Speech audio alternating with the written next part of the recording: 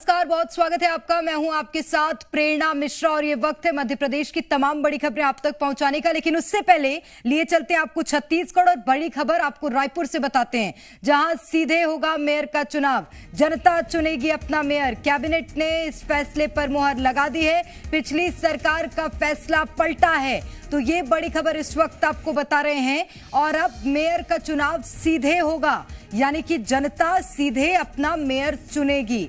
Cabinet ने इस फैसले पर मुहर लगाई है। लंबे समय से इस बात पर चर्चा भी छत्तीसगढ़ में देखने मिल रही थी और पिछली सरकार का यह फैसला विष्णुदेव साय सरकार ने पलट दिया है। तो प्रक्रिया कुछ और होती थी मेयर चुनने की, लेकिन अब सीधे जनता मेयर चुनेगी, यानी कि मेयर का चुनाव अब जनता की मुट्ठी में होगा, जनता के हाथों में होगा और अपना मेयर सीधे चुन सकती है जनता। कैबिनेट ने इस फैसले पर मुहर लगा दी है।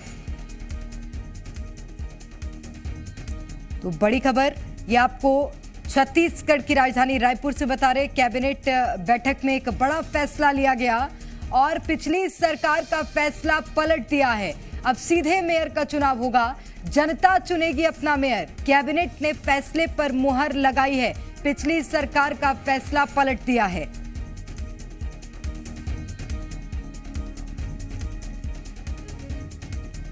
और ज्यादा जानकारी लेंगे रूपेश गुप्ता, हमारे एसोसिएट एडिटर इस वक्त सीधे हमारे साथ रायपुर से जुड़ गए हैं। रूपेश, पहले प्रक्रिया ये थी कि जो पार्षद होते थे उनकी संख्या के अनुसार मेयर चुना जाता था, लेकिन अब क्या प्रक्रिया होगी और किस तरह से फैसला पलटा गया है, बताइएगा।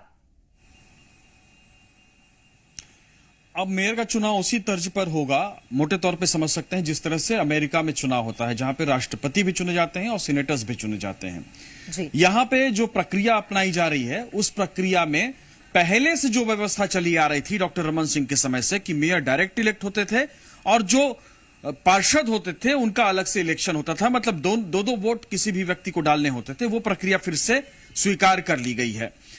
बीच में भूपेश बघेल की सरकार आई थी तो उसने इस प्रक्रिया को पलट दिया था। भूपेश बघेल की सरकार ने यह तय किया था कि पार्षदों का भी अधिकार और प्रभाव मेयर पर होना चाहिए, इस लिहाज से जो पार्षद हैं वो मेयर चुनते थे। अब यह प्रक्रिया फिर से पुरानी वाली लागू कर दी गई है। अब डायरेक्ट मेयर जनता चुनेगी। दूसरा जो महत्वपूर्ण फैसला है कि आरक्षण के संबंध में बड़ा फैसला विष्णुदेव साय सरकार द्वारा लिया गया है, उनके कैबिनेट के द्वारा लिया गया है, और वो ये है कि अधिकतम जो 25% रिजर्वेशन ओबीसी समुदाय को मिलता था, उसको उस सीलिंग को हटा दिया गया है और इसको बढ़ाकर के 50% कर दिया गया है। लेकिन उन इलाकों में जिन इलाकों में आबादी ओबीसी की होगी, उस अनुपात में, अगर ओबीसी की आबादी कहीं कम है, वहां आदिवासियों की आबादी ज्यादा है, अनुसूचित जाति की आबादी ज्यादा है, ये 50% से ज्यादा है, तो ओबीसी को वहां पे रिजर्वेशन नहीं मिलेगा। तो जिस इलाके, खास तौर से जो मैदानी इलाका है छत्तीसगढ़ का, जो मुख्य रूप से छत्तीसगढ़ कहा जाता है, वहां पे ओबीसी के रिजर्वेशन में बढ़ोतरी देखने को मिल सकती है, जो नगरीय निकाय के बॉडीज हैं। लेकिन जो सरगुजा है, जो रायगढ़ है या फिर जो बस्तर का इलाका है, वहां पे ओबीसी को जो रिजर्वेशन मिलता था उसमें कमी आएगी, क्योंकि वहां पे आदिवासियों की संख्या ज्यादा है। हालांकि शहरी निकायों को के साथ साथ ग्रामीण निकायों के, पंचायत के जो निकाय होते हैं, उनके लिए भी यह व्यवस्था लागू की गई है।